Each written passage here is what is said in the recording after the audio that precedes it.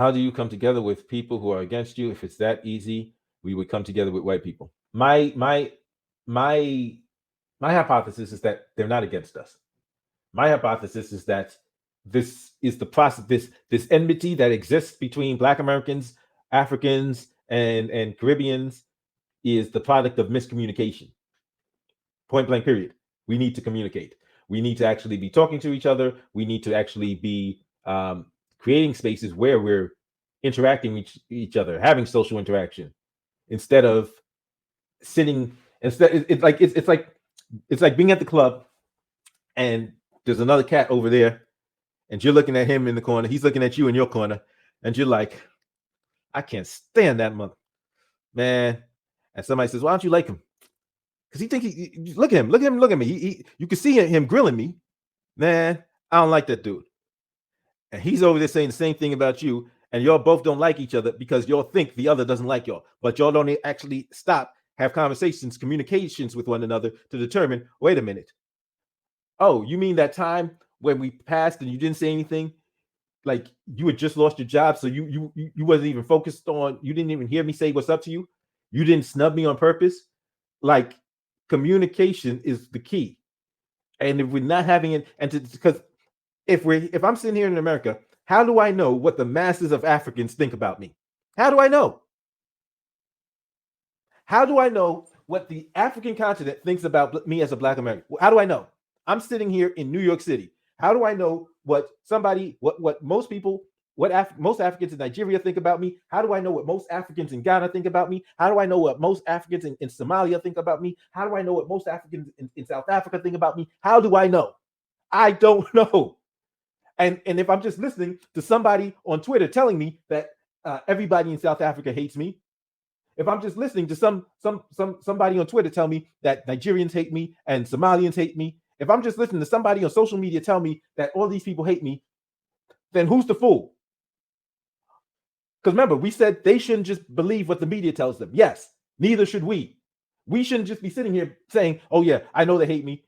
How? How do we know? If we're not actually communicating with them, if we're not actually dealing with them, if we're not actually building spaces for us to come together, how do we know that the majority of South Africans, Somalians, Ethiopians, Kenyans hate Black Americans? How do we know? I love how ignoramuses generalize the African diaspora. So listen, Tariq Nasheed, I remember seeing a bunch of his stuff prior. And here's the thing. I'm surprised about Tariq Nasheed's where he's at right now, because this is the man that did the Hidden Color series. This is the man that made the 1802 about the Haitian Revolution. Like, if you made a documentary about the Haitian Revolution, you know, like as more than most, like how much they went to and how much similarity, how much shared struggle is there, how much shared history exists between Haitians and Black Americans. Like, you know.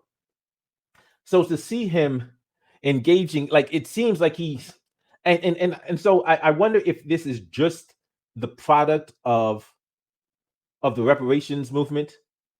And so that's why I think it's necessary for me to be speaking on this, to say that, listen, we can distinguish. And for those of you that don't know, that didn't hear my story, I told a story earlier about me being the youngest of four kids, and how my brothers and sister were out and they got hit by a taxi cab. And I was home because I was young. I couldn't go out with them. They were older kids, so they were out hanging out. They got hit by a car. And when the settlement came, it was divided amongst those three. I didn't get any.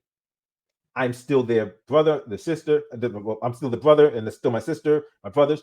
But I'm not eligible for that money because I didn't suffer that injury, but they're still my family.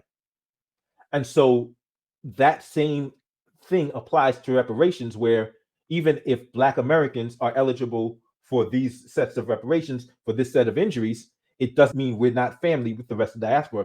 But a lot of people are treating that distinction, that legal distinction, as something more, as because there's that division that exists in terms of who's eligible for reparations, for being receiving this this whatever this is from the government, that it somehow makes us separate and distinct and at odds with these other groups of Black people that didn't suffer this specific same injury at the hands of the United States government. We're still family, but it's a separate, it's a limited distinction, but there's a tendency to take that distinction and to broaden it to mean that, oh, so we're at war now. Like, no, it's just that just only applies to the reparations fight. It doesn't make us separate. It doesn't make us less family, in broader terms. Black Americans been taught to love white folks. Africans have no excuse. They were in the land and white people take it and they love. Deadpool, I would ask you to look at some of the more history, to take a deeper look into African history and what happened on the African continent, because it's funny. While civil rights is in full swing here, you've got similar fights happening in Africa. So in fact, you have Kwame Nkrumah from Ghana, and at that time it's the Gold Coast. From the Gold Coast comes to America, and one of the people he studied was Garvey and everything, and then he goes back and fights for and helps Ghana gain its independence. Gold Coast gained independence, which then is renamed Ghana. And you realize that the Africans on the continent were dealing with these folk in very similar ways to the way we were. Not exactly the same, but very similar. So that like they was at war with these people. And once we see the shared struggle, we're like, okay, wow. Like we know we have every reason. Those of us here, those of them over there, have every reason to realize that we have a shared struggle and a common threat to our survival. The goal of Tariq Nasheed and Yvette Carnell is to isolate Black Americans to the point where we have no allies and eventually crush when we make enemies out of everyone, including Diaspora.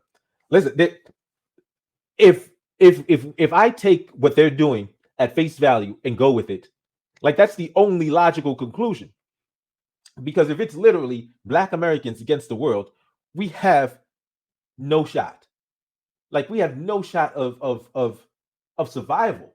Like seriously, we have no shot of survival if it's just Black Americans against the world.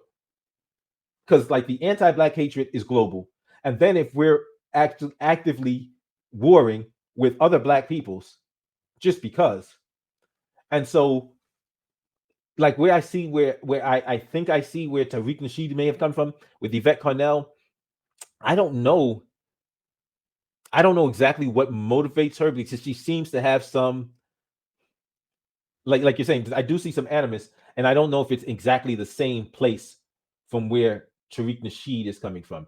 And my whole thing is just theories about, I think that Tariq Nasheed's position now is because of the reparation struggle, whereas I don't know if Yvette Carnell doesn't have a more, because like I've seen her talk about like she has like I think she just has like a problem with Pan-Africanism. I would have to listen to hear her more to fully understand what the core of her opposition to uniting with the diaspora is. Thank you for checking out this clip of Escaping the Echo Chamber. If you would like to check out the entire live stream, you can click on the screen now, or you can click on the link in the description box below. I'll see you next time.